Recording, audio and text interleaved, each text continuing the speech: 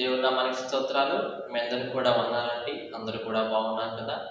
మరి ఈ దినమున దేవుడు మనతో ఒక మంచి వాగ్దానంతో మాట్లాడబోతూ ఉన్నాడు. కాబట్టి ప్రతి ఒక్కరు కూడా ఈ యొక్క వాగ్దానాన్ని చూసి మీరందరూ కూడా దేవునికి మహిమపరచాలి, అనేక మందికి వీటిని పంపించాలి. ఎందుకంటే వాళ్ళు కూడా దేవుళ్ళలో మరి వాళ్ళు ఎదుగుతూ ఉంటారు, ముందుకు వెళ్తూ ఉంటారు కాబట్టి చెప్తూ ఉన్నాము. కాబట్టి ఈ రోజున మరి దేవుని యొక్క పునరుద్ధానం దినము, ఆదివారం కాబట్టి ఒక మంచి వాగ్దానం ద్వారా దేవుడు మనతో మాట్లాడబోతున్నాడు. ఆ వాగ్దానం ఏంటి అనేది మనం ప్రార్థన చేసుకొని చూద్దాం. స్తోత్రం స్తోత్రం స్తోత్రం స్తోత్రం స్తోత్రం స్తోత్రం స్తుతి స్తుతి స్తుతి స్తుతి స్తుతి స్తుతి. పరిశుద్ధుడా యేసయ్యా, నువ్వెంతో గొప్ప దేవుడు నాయనా, సర్వాధికారం నీవే, నిత్యుడవి తండ్రివి నీ ఒక్కడివే ప్రభా, సమాధానకర్తవి నీ ఒక్కడివి నాయనా.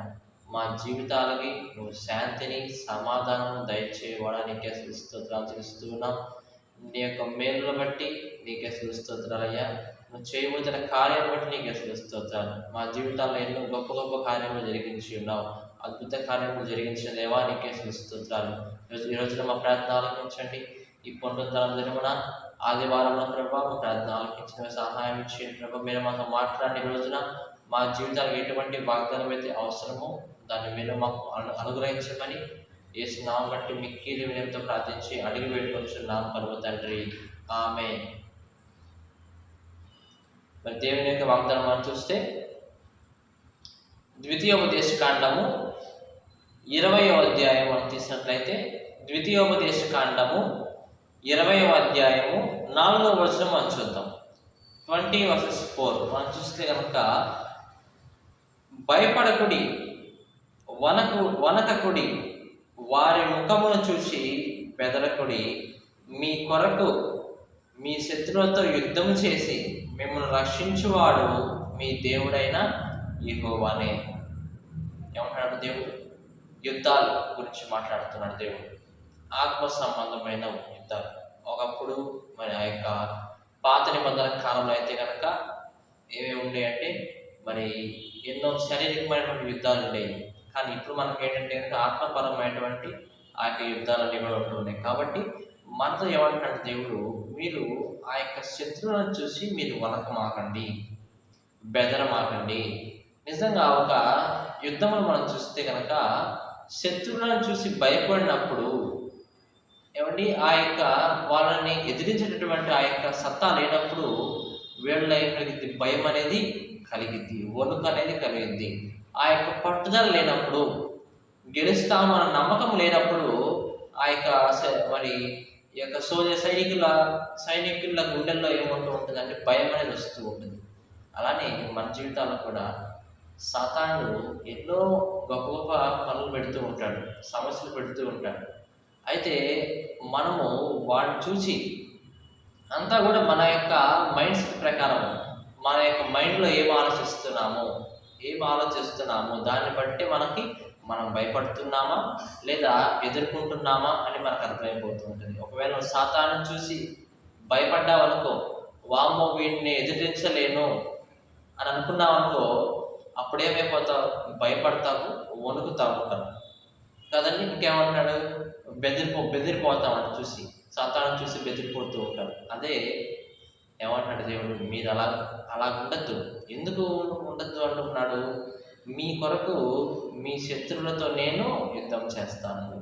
అంటే మన కొరకు ఆయన, మనము యుద్ధంలో ఉన్నప్పుడు మనల్ని ఆయన చూసి, మనం కష్టపడుతున్నాం, యుద్ధం చేస్తున్నాం చూచి దేవుడు కూడా ఒక చెయ్యి వేసేసి నేను నీకు సహాయం చేస్తాను అంటున్నాడు. ఈరోజు మనం చూస్తే మరి దేవుణ్ణి ప్రతి విషయంలో కూడా మనం ఏం చేయాలి?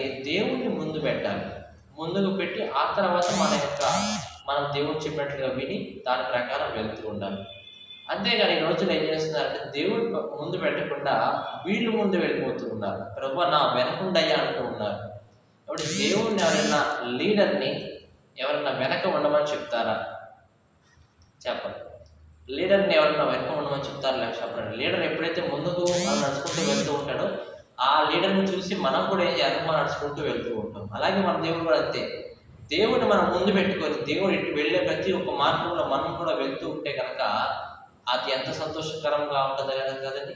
అది ఎంత ఆనందకరంగా ఉంటుంది. దేవుడు ఇదే చెప్తున్నాడు, మీరు నన్ను ముందుగా పెట్టుకోండి. నన్ను మీరు ముందుగా పెట్టుకొని ఏం చేయమంటున్నాడు, మీరు అలాగ సాగిపోతూ వెళ్ళిపోండి, అప్పుడు మీకు జయం అనేది నేను ఇస్తాను. దావీదు మహారాజు చూశారు కదా, మనకు తెలిసిన వ్యక్తి దావీదు మహారాజు. ఎన్నో యుద్ధాలు చేశాడు, ఎంతో మందిని రాజులను ఓడించాడు. ఎందుకు ఓడించాడు? ఎటువంటి యుద్ధం వచ్చినా సరే, ఎటువంటి ఇది వచ్చినా సరే, అంటే ఎటువంటి సైన్యం వారి మీద వచ్చినా సరే, ఎంత గొప్ప సైన్యం వచ్చినా సరే, మొదటిగా దావీదు ఏం చేస్తాడంటే పరిగెత్తుకుంటా దేవుని యొక్క మందిరంలోకి వెళ్తాడు. పరిగెత్తుకుంటూ దేవుని యొక్క మందిరంలోకి వెళ్ళి అక్కడ దేవుడు ప్రార్థన చేస్తాడు, ప్రభువా ఈ యొక్క యుద్ధము నా మీదకి వచ్చినది, నేను ఎలా చేయాలి, మొదటి నుంచి చివరి వరకు కూడా యుద్ధం ఎలా గెలవాలి అని దేవుడిని ముందు పెట్టుకొని దావీదు అలా గొప్ప గొప్ప విజయాలు పొందినట్లు మనం చూస్తున్నాం. అబ్రహాం కూడా అంతే. అబ్రహాం అయితే గుడ్డిగా దేవుడిని నమ్మేశాడు. దేవుని కనపడలే ఆయనకి, ఎలాంటి వాడో తెలియదు, దేవుని యొక్క బైబిల్ గ్రంథం తెలియదు ఆయనకి ఏమండి కదా. దేవుడిని చెప్పినాడు, నీ యొక్క సంతానాన్ని ఆశీర్వదిస్తా అన్నాడు. నువ్వు నీ యొక్క తండ్రి ఇంటిని విడిచిపెట్టి నువ్వు దూర ప్రాంతానికి వెళ్ళిపోతావు. అదే ప్రభా, నువ్వు చెప్పిందే కరెక్ట్గా, కాబట్టి నువ్వే నా ముందు వెళ్తూ ఉండు, నేను నీ వెనకాల వెళ్తూ ఉంటాను. నువ్వు ఎక్కడికి వెళ్తావో, నువ్వు ఎక్కడికి వెళ్ళమంటే అక్కడికి వెళ్తాను నడిపించిన ఆయన అని అబ్రహాం అంట గొప్పగా మరి దీవెనల ఆశీర్వాదం పొందుకున్నాడు. విశ్వాసం నాకు తండ్రి. మన ఈ యొక్క జనరేషన్ బతికి ఉన్నామంటే కనుక, వచ్చామంటే కనుక అది అబ్రహాము శాఖ వల్లనే, వారి యొక్క కడుపులోంచే మనము, అంటే వారి యొక్క వంశావళిలో నుంచే మనము వచ్చి ఉన్నాము. ఇప్పుడు దావీదు ఎలాగైతే గెలిచాడు యుద్ధాల్లో, అబ్రహాం కూడా ఎలాగైతే తన విశ్వాస జీవితంలో ముందుకు వెళ్తూ ఉన్నాడు, అలాగే దేవుడు కూడా మన జీవితంలో, మన జీవితాల్లో ముందుకు వెళ్ళాలి అని కోరుతూ ఉన్నాడు. ఎప్పుడు ఎలా వెళ్ళాలి ముందుకి? మీరు దేవుడిని ముందు పెట్టుకోండి. ఫస్ట్ ప్రయారిటీ అనేది దేవుడికి ఇవ్వండి. మనుషులకు కాకుండా ప్రాధాన్యత, అంటే ప్రయారిటీ అంటారు ఇంగ్లీష్లో. ఆ ప్రయారిటీ అనేది, ప్రాధాన్యత అనేది మీరు ఫస్ట్ దేవుడికి ఇవ్వండి. ఆ తర్వాత చూడండి దేవుడు మీకు ఎన్ని గొప్ప కార్యాలు మీ కుటుంబాలు చేసి ఉంచుతాడు. కాబట్టి ఏమంటారు దేవుడు, వనకద్దు, భయపడద్దు, బెదిరిపోవద్దు.